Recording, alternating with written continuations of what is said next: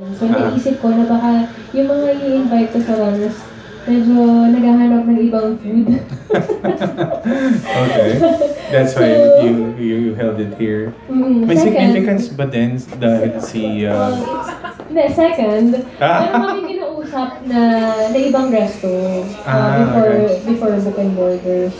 Kaya lang medyo mahabang proseso yung approval kasi ang daming kailangan pagdaanan bago ma-approve. Sabi ko kailangan na natin siyang i-confirm ng September kasi we're running out of time and we're doing this by ourselves. Yes. So, kami-kami lang yung ng team ko, yung team Ganuga, and syempre with the help of my manager, na mag-put up ng vlogcon for Dreams Never End.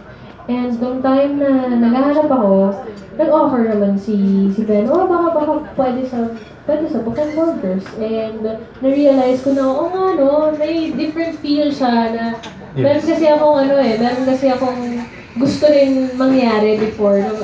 Parang Tiny Desk Music. Yung may ginagawa yung ibang artists na nagpa-perform sila sa library.